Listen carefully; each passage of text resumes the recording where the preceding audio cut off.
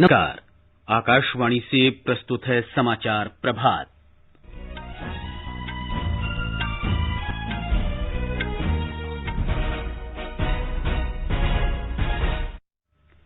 प्रधानमंत्री नरेंद्र मोदी आकाशवाणी से मन की बात कार्यक्रम में सुबह 11 बजे अपने विचार साझा करेंगे। देश में कोविड-19 से स्वस्थ होने की दर बढ़कर 58.13% हुई। झारखंड सरकार ने पूर्णबंदी 31 जुलाई तक बढ़ाई। कर्नाटक सरकार ने 5 जुलाई से पूरे राज्य में प्रत्येक रविवार को पूर्णबंदी लागू करने का फैसला किया। सरकार ने 7 राज्यों में टिड्डी नियंत्रण अभियान तेज किया और असम के 21 जिलों पर बाढ़ का असर, 19,000 लोगों को राहत शिविरों में भेजा गया।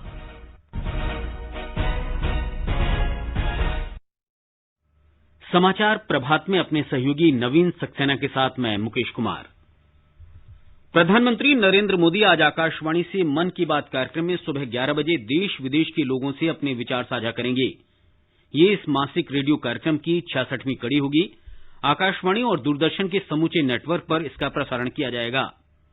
यह आकाशवाणी समाचार की वेबसाइट newsonair.com और news on AIR mobile app पर भी उपलब्ध रहेगा। आकाशवाणी, दूरदर्शन समाचार, प्रधानमंत्री कार्यालय तथा सूचना और प्रसारण मंत्रालय के YouTube चैनलों पर भी ये सीधा प्रसारित होगा। आकाशवाणी से मन की बात कार्यक्रम के प्रसारण के तुरंत बाद प्रादेशिक भाषाओं में भी इसका प्रसारण होगा। प्रादेशिक भाषाओं में ये कार्यक्रम रात 8 बजे फिर सुना जा सकेगा। प्रधानमंत्री नरेंद्र मोदी के आह्वान पर संस्कृति मंत्रालय आज से 12 जुलाई तक संकल्प पर्व मनाएगा। इसके तहत व्यापक स्तर पर वृक्षारोपण अभियान चलाया जाएगा। केंद्रीय संस्कृति मंत्री प्रहलाद सिंह पटेल ने कहा कि संकल्प पर्व के दौरान लोगों से प्रधानमंत्री द्वारा बताए गए 5 वृक्षों बरगद, आंवला, पीपल, अशोक और बेल के पौधे लगाकर देश के औषधीय पौधों को महत्व देने की परंपरा को आगे बढ़ाने का अनुरोध किया गया है। उन्होंने कहा कि इन वृक्षों के पौधे उपलब्ध न होने पर लोग अपनी पसंद के पौधे भी लगा सकते हैं। प्रधानमंत्री नरेंद्र मोदी ने कहा है कि देश कोरोना योद्धाओं के बल पर पूरी दृढ़ता से कोविड-19 से लड़ रहा है। श्री मोदी कल परम सम्मानित जोसेफ मार थोमा मेट्रोपॉलिटन के 90वें जन्म दिवस के विशेष अवसर पर आयोजित कार्यक्रम को वीडियो कॉन्फ्रेंसिंग के माध्यम से संबोधित कर रहे थे। उन्होंने कहा कि इस साल की शुरुआत में कुछ लोग भविष्यवाणी कर रहे थे कि भारत में कोरोना वायरस का प्रभाव बहुत ही भयंकर होगा। पूर्णबंदी और सरकार के कई अन्य उपायों तथा लोगों के साहस के कारण भारत आज कई अन्य देशों से बेहतर स्थिति में है। You will be happy to know that powered by our corona warriors, India is firmly fighting COVID-19. Earlier this year, some people had predicted that the impact of the virus in India would be very, very severe. But due to lockdown and many initiatives taken by the government as well as a people-driven fight, India is much better placed than many other nations. India's recovery rate is rising. Any loss of life is unfortunate due to COVID or otherwise. However, India's death per million due to COVID is under 12. प्रधानमंत्री ने कहा कि corona virus से स्वस्थ होने की दर बढ़ने और लोगों के मनोबल ने अच्छे परिणाम दिए हैं। Lakhs of villages, home to 85 crore people, remain almost untouched by coronavirus. A people-driven fight has given good results so far. But can we let our guard down? No, not at all. In fact, we have to be even more careful now, wearing masks, social distancing, 2 गज की दूरी। देश में कोविड-19 की स्थिति के आकलन, निगरानी और समीक्षा के लिए नई दिल्ली में कल एक उच्च स्तरीय मंत्री समूह की 17वीं बैठक हुई। बैठक की अध्यक्षता केंद्रीय स्वास्थ्य मंत्री डॉक्टर हर्षवर्धन ने की। विदेश मंत्री डॉक्टर एस जयशंकर और नागर विमानन मंत्री हरदीप सिंह पुरी ने भी बैठक में हिस्सा लिया। स्वास्थ्य मंत्री डॉक्टर हर्षवर्धन ने कहा कि देश में अब तक 3 लाख से अधिक रोगी इलाज के बाद कोरोना वायरस से ठीक हो चुके हैं। उन्होंने कहा कि स्वस्थ होने की दर 58% से अधिक हो गई है और किसी भी स्थिति से निपटने के लिए पर्याप्त इंतजाम किए गए हैं। रिकवरी रेट 58% से भी ऊपर हो गया है।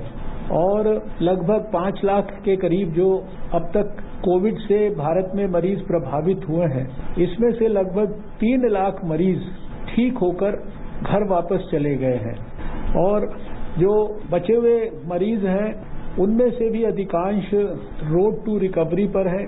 हमारा सारे दुनिया में अभी भी जो मोर्टेलिटी फैटेलिटी रेट है वो 3% के करीब है, जो सबसे कम है। स्वास्थ्य मंत्री ने कहा कि कोविड-19 संक्रमण से पीड़ित लोगों के इलाज के लिए देश भर में करीब 13 लाख बिस्तर उपलब्ध हैं। डॉक्टर हर्षवर्धन ने ये भी कहा कि कोविड-19 से संक्रमित 85% से अधिक मरीज 8 राज्यों में हैं। हमारा जो लॉकडाउन के पहले जो डबलिंग रेट 3 दिन के करीब था, आज वो डबलिंग रेट 19 दिन के आसपास है। 85% हमारे देश में जो मरीज हैं वो 8 स्टेट्स से हैं और इसी प्रकार से जो अभी तक जो दुर्भाग्यपूर्ण मौतें हुई हैं उसका भी 87% वो हमारा इन्हीं 8 स्टेट्स में है। झारखंड सरकार ने पूरे राज्य में पूर्णबंदी की अवधि 31 जुलाई तक बढ़ाने का फैसला किया है। यह निर्णय राज्य में कोविड-19 के मामलों में लगातार बढ़ोतरी को ध्यान में रखकर किया गया है। पिछले 24 घंटों में 66 नए मरीजों के साथ कुल संख्या 2360 हो गई है। झारखंड में इलाज के बाद स्वस्थ होने वालों की दर 73% हो गई है। विस्तृत ब्यौरा हमारे संवाददाता से। झारखंड सरकार द्वारा लॉकडाउन की सीमा 31 जुलाई तक बढ़ाने के लिए जारी किए गए निर्देशों को लागू करवाते हुए राज्य में सभी आवश्यक सेवाओं को छोड़कर सभी प्रकार की आवाजाही रात 9 बजे से सुबह 5 बजे तक के लिए निषिद्ध रहेंगे। अंतर्राज्यीय और राज्य अंतर्गत बस सेवाएं भी इस अवधि के दौरान चालू नहीं होंगी। विस्तारित तालाबंदी के आदेशों के दौरान राज्य भर में 31 जुलाई तक सभी धार्मिक स्थल, शैक्षणिक संस्थान, coaching classes, shopping mall, hotel, cinema hall, multiplex, theatre, मनोरंजन पार्क, बार, स्पा और सलून, जिम और स्विमिंग पूल भी बंद रहेंगे। कंटेनमेंट जोन के बाहर आर्थिक गतिविधियों को जारी रखने के लिए उन सभी क्षेत्रों और उद्योगों को पहले प्रदान की गई छूट जारी रहेगी। मुख्यमंत्री हेमंत सोरेन ने कहा है कि हमने कोविड-19 वायरस के प्रसार को रोकने में अपेक्षित सफलता प्राप्त की है, पर संघर्ष अभी जारी है। शिल्पी, आकाशवाणी समाचार, रांची। कर्नाटक सरकार ने कोरोना संक्रमण को रोकने के लिए 5 जुलाई से हर रविवार को राज्यव्यापी लॉकडाउन रखने की घोषणा की है। मुख्यमंत्री बीएस येदियुरप्पा की अध्यक्षता में कल हुई बैठक में यह फैसला लिया गया। एक अन्य फैसले में राज्य सरकार ने कम महत्व वाले सरकारी कार्यालयों को 10 जुलाई से प्रत्येक शनिवार और रविवार को बंद रखने का निर्णय लिया है। राज्य में रात 8 बजे से सुबह 5 बजे तक कर्फ्यू रहेगा। हमारे संवाददाता ने बताया है कि राज्य सरकार ने एम्बुलेंस सेवाएं बढ़ाने और बिस्तरों की उपलब्धता संबंधी जानकारी सार्वजनिक करने का फैसला भी किया है। मेडिकल शिक्षा मंत्री डॉक्टर के सुधाकर ने बताया कि जल्द से जल्द बेंगलुरु में कोविड रोगियों के लिए 10,000 बिस्तर तैयार किए जाएंगे। ऑनलाइन वीडियो कॉन्फ्रेंस में बात करते हुए उन्होंने कहा कि राज्य राजधानी में कोविड पॉजिटिव संख्या पिछले 3 दिनों से लगातार बढ़ रही है, जिनके चिकित्सा के लिए अधिकतम बेड्स की आवश्यकता है। इसीलिए सोमवार शाम तक 10,000 बेड्स की व्यवस्था बनाने लायक जगहों का चयन चल रहा है। उन्होंने कहा कि ऑडिटोरियम, हॉस्टल, बड़े हाउसिंग और कमर्शियल कॉम्प्लेक्स का खोज किया जा रहा है, जहां कोविड केयर सेंटर और चिकित्सा केंद्र आरंभ किए जा सकें। सुधींद्र, आकाशवाणी समाचार, बेंगलुरु। राजस्थान, मध्य प्रदेश, उत्तर प्रदेश, हरियाणा, गुजरात, पंजाब और महाराष्ट्र में टिड्डी दलों पर नियंत्रण के लिए अभियान जारी है। टिड्डी दल चेतावनी संगठन और 10 क्षेत्रीय कार्यालय राज्य सरकारों की मदद से राजस्थान और गुजरात के मरुस्थलीय इलाकों में नियंत्रण अभियान चला रहे हैं। राज्य सरकार अपने कृषि विभागों के माध्यम से फसल वाले इलाकों में टिड्डी दल नियंत्रण अभियान संचालित करते हैं। इस साल 11 अप्रैल से 1,27,000 हेक्टेयर से अधिक क्षेत्र में टिड्डियों के प्रकोप पर नियंत्रण किया गया है। बचा हुआ टिड्डी दल सुबह झज्जर जिले की ओर बढ़ा और उसके बाद हवा की दिशा के साथ उत्तर प्रदेश में पूर्व की ओर चला गया। ये दल 3-4 छोटे झुंडों में बढ़कर हरियाणा में नूह और गुड़गांव तथा उससे आगे उत्तर प्रदेश की ओर चले गए।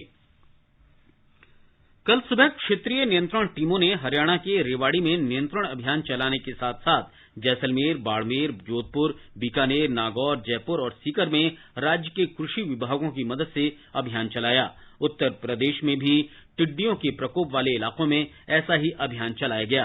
प्रमुख नियंत्रण अभियान राजस्थान में केंद्रित है, जहां अधिकतम संसाधनों का उपयोग किया गया। टिड्डी दलों पर काबू करने की देश की क्षमता बढ़ाने के लिए जमीन पर कीटनाशकों का छिड़काव करने वाली 10 मशीनें ब्रिटेन से आयात की गई हैं। 45 और मशीनें अगले महीने तक प्राप्त होने की संभावना है, जिससे टिड्डी दलों पर नियंत्रण रखने की देश की क्षमता का और विस्तार होगा। एक रिपोर्ट।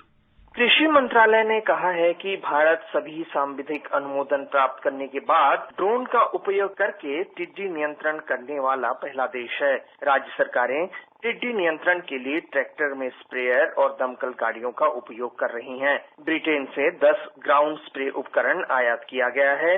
45 और ऐसे उपकरण अगले महीने तक पहुंच जाएंगे।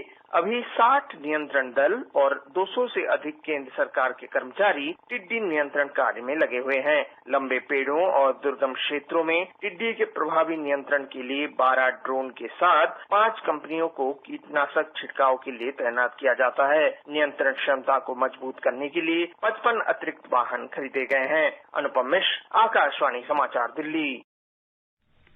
गृह मंत्रालय ने टिड्डियों के प्रकोप पर काबू पाने के लिए कीटनाशकों के छिड़काव में काम आने वाले उपकरणों से लैस ट्रैक्टर और अन्य वाहन किराए पर लेने की भी व्यवस्था की है। राजस्थान को इस तरह के 800 ट्रैक्टर खरीदने के लिए मदद की स्वीकृति दी गई है। गृह मंत्रालय ने कहा है कि गुजरात, उत्तर प्रदेश, मध्य प्रदेश, महाराष्ट्र, छत्तीसगढ़, बिहार और हरियाणा में टिड्डी दलों से फसलों को कोई खास नुकसान नहीं हुआ है, लेकिन राजस्थान के कुछ जिलों में इनसे फसलें नष्ट हुई हैं। भारतीय जनता पार्टी अध्यक्ष जेपी नड्डा ने राजीव गांधी फाउंडेशन और चीन के बीच कथित संपर्क को लेकर कांग्रेस की आलोचना की है। श्री नड्डा ने इस मुद्दे पर मुख्य विपक्षी दल से 10 सवाल पूछे। उन्होंने आरोप लगाया कि कांग्रेस अध्यक्ष सोनिया गांधी के नेतृत्व में राजीव गांधी फाउंडेशन को 2005 और 2009 के बीच चीनी दूतावास से 2006 से 2009 के बीच लग्जमबर्ग और गैर सरकारी संगठनों से लगातार धन मिलता रहा। श्री नड्डा ने आरोप लगाया कि राष्ट्रीय हितों की अनदेखी कर ये राशि प्राप्त की गई। प्रधानमंत्री नेशनल रिलीफ फंड जो लोगों की सेवा करने के लिए है, जो लोगों के हार्ड अर्न मनी है, जो लोगों की राहत पहुंचाने के लिए है, जो प्रधानमंत्री के माध्यम से जनता जनार्दन की सेवा के लिए है, उसमें से 2005 से लेकर 2008 तक राजीव गांधी फाउंडेशन को पैसा क्यों गया? श्री नड्डा ने कहा कि कांग्रेस अध्यक्ष सोनिया गांधी को उन सवालों का जवाब देना चाहिए जो देश पूछना चाहता है। कांग्रेस ने चीनी दूतावास और प्रधानमंत्री राष्ट्रीय राहत कोष से राजीव गांधी फाउंडेशन को कथित धन मिलने के श्री नड्डा के आरोपों को खारिज कर दिया है।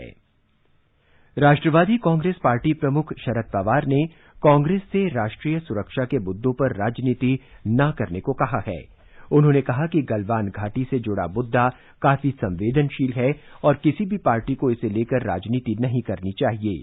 श्री पवार ने कहा कि ये बात भुलाई नहीं जा सकती कि चीन ने 1962 के युद्ध के बाद भारत की 45,000 वर्ग किलोमीटर जमीन पर कब्जा कर लिया था।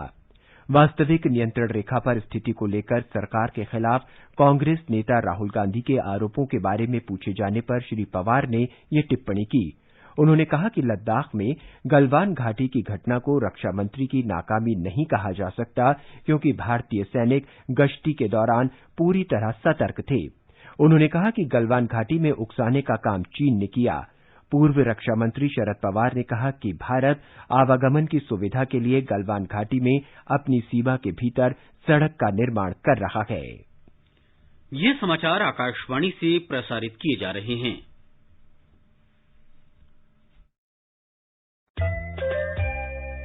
बाढ़ का पानी अपने पीछे कई छिपे हुए खतरे छोड़ जाता है। सतर्क रहना जरूरी है। घर वापस केवल आधिकारिक घोषणा के बाद ही जाएं। सभी बिजली के उपकरणों की जांच करें। पानी और सीवर लाइनों की भी जांच करें। बाढ़ के फिसलन वाले मलबे और चुभने वाली वस्तुओं से बचकर चलें। टूटे हुए बिजली के खंभों और तारों से सावधान रहें। मलेरिया से बचाव के लिए मच्छरदानी का प्रयोग करें। उबला हुआ या क्लोरीन युक्त पानी ही पिएं। बाढ़ के संपर्क में आए खाद्य पदार्थों को न खाएं। बच्चों को बाढ़ के पानी में खेलने न दें। यदि आप दूसरों की सहायता कर सकते हैं तो अवश्य करें। तैयारी में ही समझदारी। राष्ट्रीय आपदा प्रबंधन प्राधिकरण द्वारा जनहित में जारी। खुजली झटपट दूर करे, वो है जालिम लोशन। वही नाम वही काम, कुछ भी नहीं बदला। चर्म रोगों का दुश्मन जालिम लोशन। समाचार प्रभात में आपका फिर स्वागत है। आगे बढ़ने से पहले एक नजर फिर से मुख्य समाचारों पर। प्रधानमंत्री नरेंद्र मोदी आकाशवाणी से मन की बात कार्यक्रम में सुबह 11 बजे अपने विचार साझा करेंगे। देश में कोविड-19 से स्वस्थ होने की दर बढ़कर 58.13% हुई। झारखंड सरकार ने पूर्णबंदी 31 जुलाई तक बढ़ाई। कर्नाटक सरकार ने 5 जुलाई से पूरे राज्य में प्रत्येक रविवार को पूर्णबंदी लागू करने का फैसला किया। सरकार ने 7 राज्यों में टिड्डी नियंत्रण अभियान तेज किया और असम के 21 जिलों पर बाढ़ का असर, 19,000 लोगों को राहत शिविरों में भेजा गया। उत्तर प्रदेश में आत्मनिर्भर भारत अभियान नए आयाम ले रहा है। खादी और ग्रामोद्योग आयोग प्रधानमंत्री के निर्वाचन क्षेत्र वाराणसी को मिट्टी के स्वदेशी उत्पादों का एक बड़ा केंद्र बनाने की दिशा में उपयोगी सिद्ध हुआ है। इससे हजारों विस्थापित कामगारों को लाभ मिलने की संभावना है। एक रिपोर्ट। इस बार त्योहारों के मौसम में देश के बाजारों में वाराणसी के बने मिट्टी के खूबसूरत दिए और लक्ष्मी गणेश की मूर्तियों की छटा बिखरने वाली है, जो चीन में बनी झालरों और दूसरी कलाकृतियों की तरफ से मुंह मोड़ लेने के लिए भी लोगों को मजबूर करने की क्षमता रखेंगी। खादी और ग्रामोद्योग आयोग ने इस दिशा में पहल करते हुए कुम्हारों को प्रशिक्षण देने और इलेक्ट्रिक चौक देने की शुरुआत की है। कल केवीआईसी के चेयरमैन विनय कुमार सक्सेना ने वाराणसी के 4 गांवों के 80 कुम्हार परिवारों को इलेक्ट्रिक चाक बांटे। संस्थान का लक्ष्य अगले 3 महीनों में 1500 चाक बांटने का है। केवीआईसी वाराणसी के सेवापुरी में रहने वाले उन 300 से ज्यादा प्रवासी मजदूरों के परिवारों को भी 300 बिजली से चलने वाले चाक और दूसरे उपकरण बांटने वाली है, जो हाल ही में लॉकडाउन के चलते दूसरे राज्यों से लौटे हैं। संस्थान की तरफ से 60 प्रवासी परिवारों को प्रशिक्षण दिया जा चुका है और इस पहल से अकेले वाराणसी में ही 1200 से ज्यादा प्रवासी मजदूरों को रोजगार मिलेगा। सुशील चंद्र तिवारी, आकाशवाणी समाचार, लखनऊ। मध्य प्रदेश में वन विभाग ने विस्थापित कामगारों और किसानों के रोजगार के लिए अनूठी पहल की है। विभाग ने महात्मा गांधी राष्ट्रीय ग्रामीण रोजगार योजना मनरेगा के तहत छिंदवाड़ा जिले के 300 हेक्टेयर वन क्षेत्र में बांस के लगभग 2 लाख पौधे लगाने की योजना तैयार की है। इस योजना के तहत लगभग 300 विस्थापित कामगारों को अगले 5 वर्ष तक प्रतिवर्ष 100 दिन काम की गारंटी मिलेगी। वन विभाग की इस योजना के तहत श्रमिकों को अगले 5 वर्षों के लिए 100 दिनों तक रोजगार की गारंटी मिलेगी। इससे लगभग 300 प्रवासी मजदूरों को स्थायी रोजगार भी मिलेगा। जिला वन अधिकारी आलोक पाठक ने आकाशवाणी को बताया कि इस योजना से मजदूरों की आर्थिक स्थिति भी मजबूत होगी। इस योजना की खास बात यह है कि इन हितग्राहियों को आने वाले 5 वर्षों तक 100 दिन का रोजगार प्रतिवर्ष मनरेगा योजना के अंतर्गत मिलेगा। 5 सालों के बाद 6वें वर्ष से बांस उत्पादन का 80% लाभ प्राप्त होगा। प्रति हितग्राही लगभग 27,500 रुपया प्रति वर्ष के हिसाब से इन्हें प्राप्त होगा। रेंजर कीर्तिबाला गुप्ता के मुताबिक वन क्षेत्र सांवरी के ग्राम बोमलिया के 28 किसानों की निजी भूमि पर बांस की 12,000 उन्नत प्रजातियां लगाई जा रही हैं। हम आउटरीच फॉरेस्ट्री के रूप में बांस वृक्षारोपण करवाने जा रहे हैं, जिससे न सिर्फ ग्रामीणों को आजीविका मिलेगी और हमारी जैव विविधता का प्रबंधन होगा। वन विभाग की इस पहल से प्रवासी मजदूर भी खुश हैं। राजू का हर बोमल ग्राम से, तो ये से हमारी आने वाली पीढ़ी सब रोजगार मिल जा उन्हें और आगे की उनकी परवरिश सही हो जा है। हमारा नाम कलीराम भट्टी, तो अच्छी सी योजना है, बांस लगने से रोजगार मिल जा है। यह राज्य में अपनी तरह की पहली योजना है। इससे न केवल मजदूरों को स्थायी तौर पर काम मिलेगा, बल्कि उनकी आर्थिक स्थिति भी मजबूत होगी। छिंदवाड़ा से राकेश प्रजापति के साथ संजीव शर्मा, आकाशवाणी समाचार, भोपाल।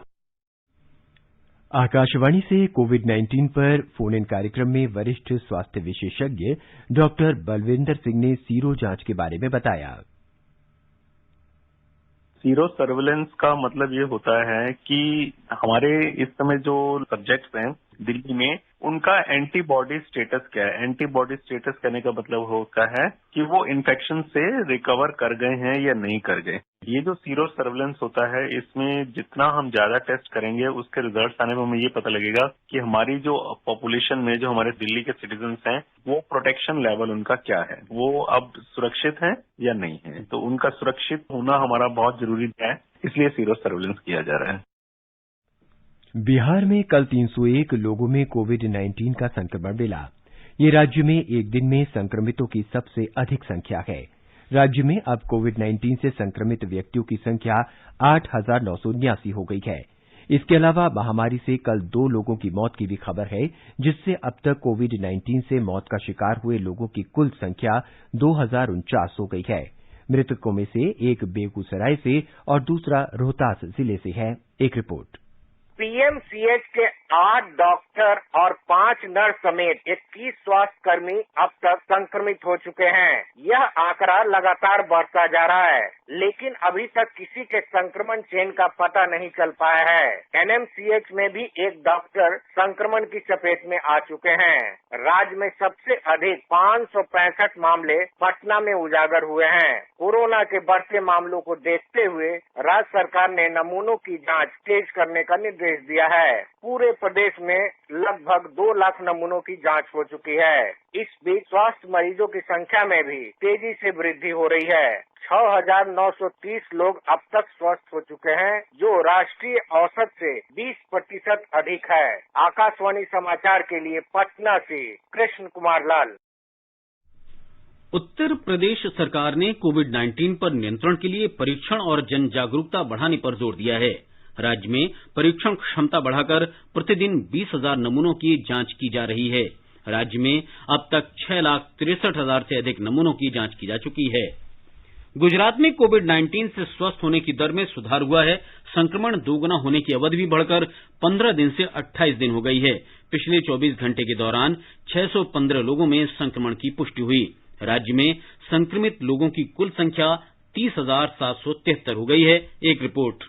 आधिकारिक सूत्रों के अनुसार पिछले सप्ताह की तुलना में गुजरात में मरीजों के अच्छे होने और मामलों के दुगुना होने की दर में सुधार हुआ है, तो मरीजों की मृत्यु की दर में कमी आई है। मरीजों के अच्छे होने की दर 73.08% हो गई है, जबकि दोहरीकरण की दर 15 दिनों से बढ़कर 28 दिन हो गई है। मरीजों के मृत्यु की दर पहले की 6.25% से कम होकर 3.88% हो गई है। 615 नए मामलों के अलावा राज्य में पिछले 24 घंटों के दौरान 18 मृत्यु भी दर्ज की गई। इसके साथ ही कोविड-19 से मृत्यु की संख्या 1,790 हो गई है। कल पाए गए नए मामलों में 197 अहमदाबाद में दर्ज किए गए, जबकि 184 मामले सूरत में दर्ज किए गए। कच्छ जिले में सेना के 11 जवान भी कोविड-19 से संक्रमित पाए गए हैं। कल 379 मरीजों को अस्पतालों से छुट्टी मिलने के साथ ही ठीक होने वाले मरीजों की कुल संख्या बढ़कर 22,417 तक पहुंच गई है। योगेश पंड्या, आकाशवाणी समाचार, अहमदाबाद।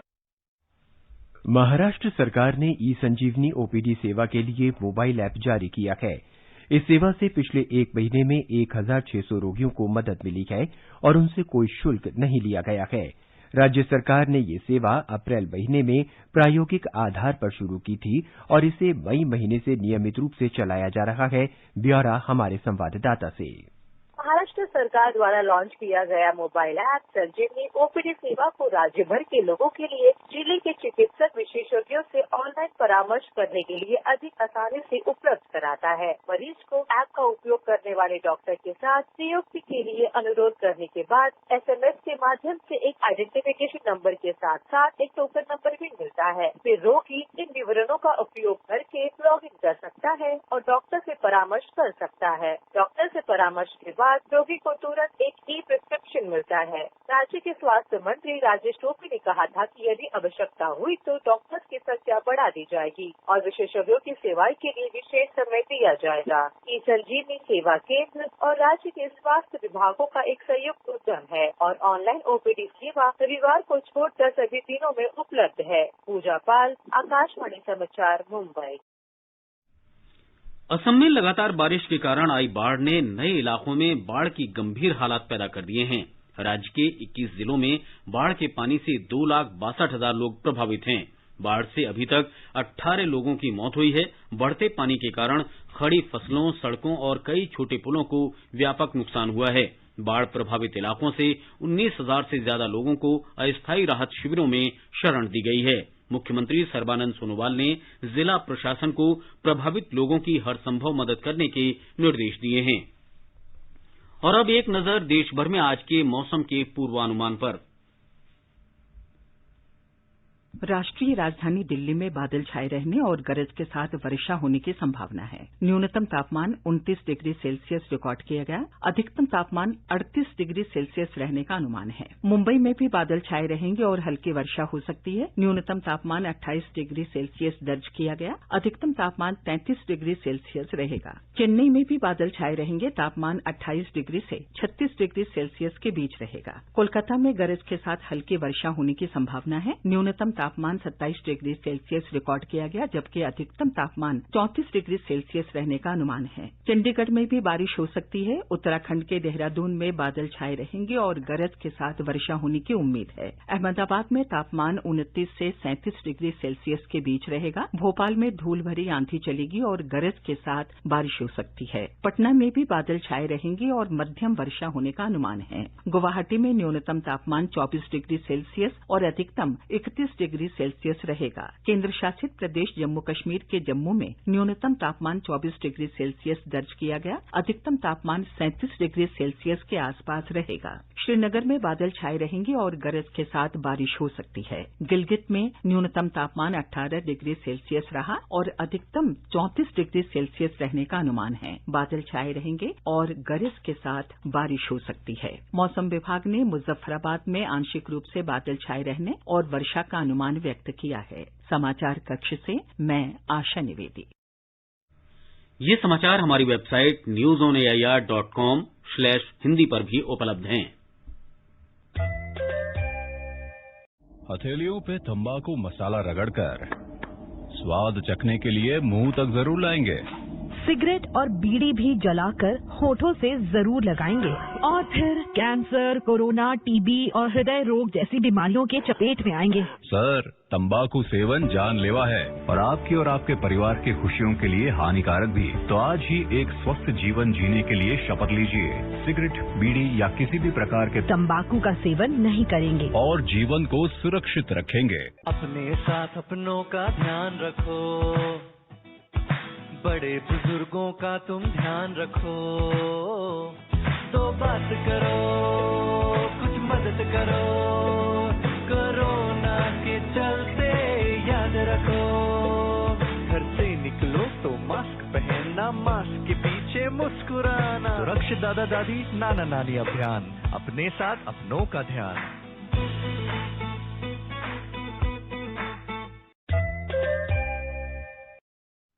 और नवीन, अब आप बताएं कि आज के समाचार पत्रों में क्या कुछ सुर्खियां हैं। मुकेश, जनसत्ता ने प्रधानमंत्री नरेंद्र मोदी के इस बयान को प्रमुखता से देते हुए लिखा है, सरकार का मार्गदर्शन करता है संविधान। पत्र ने यह भी दिया है, सरकार धर्म, लिंग, जाति, नस्ल या भाषा के आधार पर भेदभाव नहीं करती। दैनिक भास्कर के अनुसार मोदी ने कहा, दिल्ली के आरामदायक दफ्तरों से नहीं, जमीनी लोगों से मिले फीडबैक के बाद फैसले लिए। चीन के साथ 1962 के युद्ध की याद दिलाते हुए राष्ट्रवादी कांग्रेस पार्टी प्रमुख शरद पवार के बयान को दैनिक ट्रिब्यून लिखता है, चीन ने 45,000 वर्ग किलोमीटर भारत की जमीन पर कब्जा किया था। दैनिक जागरण के अनुसार लद्दाख मामला संवेदनशील, सरकार की नाकामी नहीं। अमर उजाला ने लिखा है, देश हर स्थिति से निपटने के लिए तैयार। आकाश से होगी एलएसी की सुरक्षा, मिसाइल प्रणाली तैनात। अमर उजाला में है, अखबार के अनुसार चंद सेकंड में ही चीन के उकसावे की कार्रवाई का जवाब देने में सक्षम। जनसत्ता का कहना है, एलएसी पर 6 इलाकों में चीनी सैनिकों के पीछे न हटने और लड़ाकू विमानों की घटनाएं बढ़ने पर सेना और वायुसेना ने की तैनाती। दैनिक भास्कर ने खास खबर शीर्षक से लिखा है, वर्क फ्रॉम होम से उबे कर्मचारी, पर्सनल लाइफ खत्म हो रखी है, 82% ऑफिस के माहौल में लौटना चाहते हैं। अंत में मुख्य समाचार एक बार फिर। प्रधानमंत्री नरेंद्र मोदी आकाशवाणी से मन की बात कार्यक्रम में सुबह 11 बजे अपने विचार साझा करेंगे। देश में कोविड-19 से स्वस्थ होने की दर बढ़कर 58.13% हुई। झारखंड सरकार ने पूर्णबंदी 31 जुलाई तक बढ़ाई। कर्नाटक सरकार ने 5 जुलाई से पूरे राज्य में प्रत्येक रविवार को पूर्णबंदी लागू करने का फैसला किया। सरकार ने 7 राज्यों में टिड्डी नियंत्रण अभियान तेज किया और असम के 21 जिलों पर बाढ़ का असर 19,000 लोगों को राहत शिविरों में भेजा गया। इसके साथ ही समाचार प्रभात का ये अंक समाप्त हुआ। नमस्कार।